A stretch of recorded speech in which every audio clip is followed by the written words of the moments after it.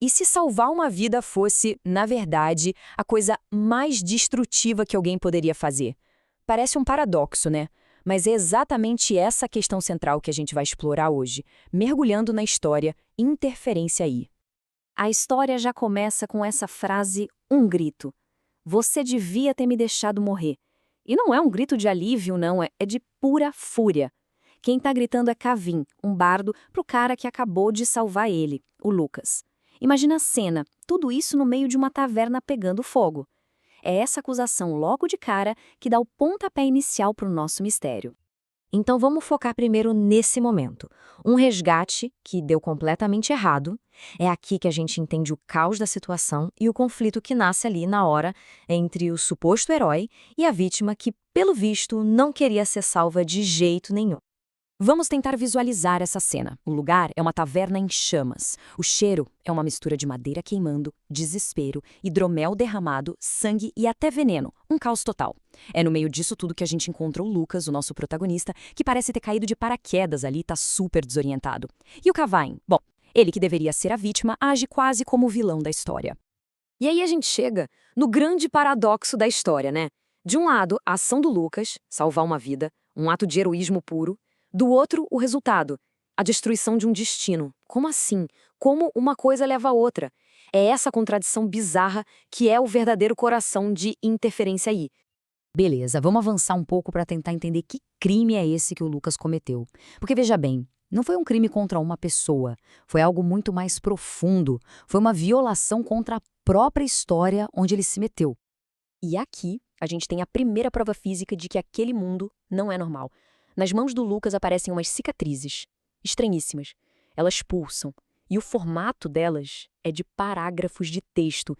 É como se a própria história estivesse literalmente marcando a pele de quem ousa mexer com ela. E dessas cicatrizes, de repente, surge uma mensagem, curta, direta e bem sinistra. Histórias mordem. É um aviso, né? Um recado bem claro de que as narrativas com que ele está se metendo são perigosas. Logo em seguida, aparece outra mensagem que deixa tudo ainda mais filosófico, mais pesado. Toda escolha é um roubo. Isso dá o que pensar, né? A ideia de que, ao escolher um caminho, Lucas está, na verdade, roubando todos os outros futuros possíveis, todos os outros finais que poderiam ter acontecido. Então, tudo isso nos leva a um conceito central. A interferência. É esse o nome do crime que o Lucas cometeu. É o ato de alguém de fora, um visitante, entrar numa história e alterar o curso que ela deveria seguir. E como a gente vai ver, as consequências disso são bem catastróficas. Mas tá, de onde vêm essas regras? Quem garante que elas sejam cumpridas? É aí que entra em cena uma figura super enigmática, Serafina. Ela parece ser a grande arquiteta por trás de tudo isso, a personificação das leis desse universo de histórias. E a chegada dela é surreal. Do meio das chamas, da destruição que o Lucas meio que causou, surge a Serafina. Intocada, sem um arranhão, com uma calma que chega a dar arrepios. A presença dela ali já deixa bem claro o quanto o Lucas não tem controle absolutamente nenhum sobre o que está acontecendo. E olha só o que ela diz, uma frase que define perfeitamente o papel dela. O fogo não é seu inimigo, é a caneta que reescreverá este capítulo. Ou seja, para Serafina, aquele caos todo não é um acidente. O fogo é só uma ferramenta, e é a caneta que ela está usando para apagar o erro e reescrever a história do jeito certo.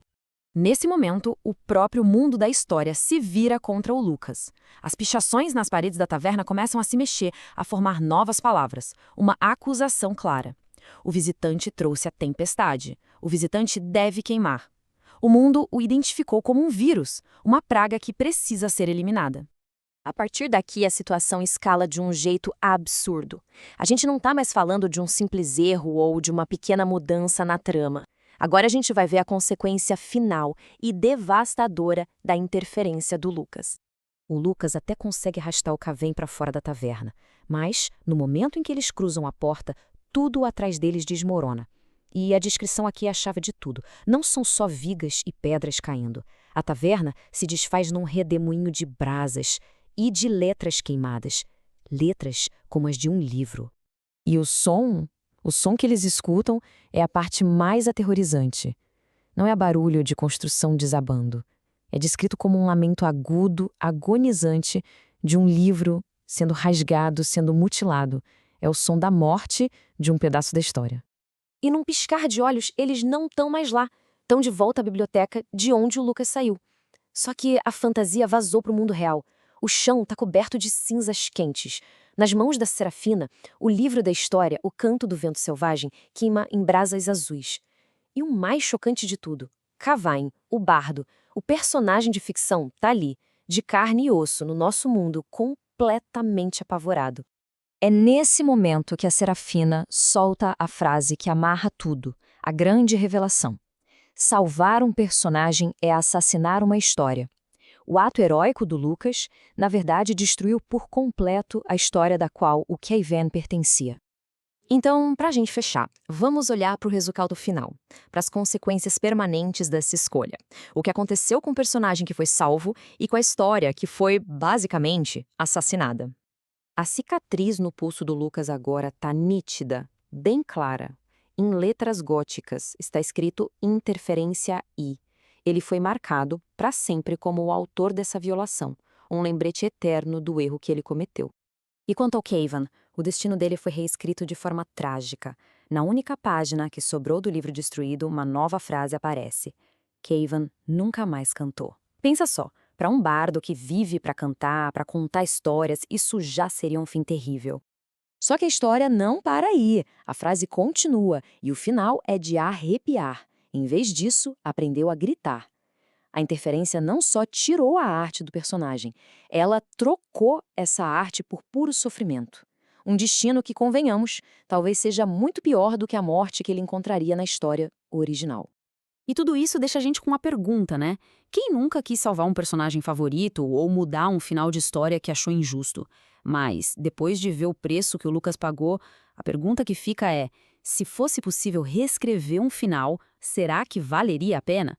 O que se perde quando a gente rouba de uma história o seu final, o seu propósito?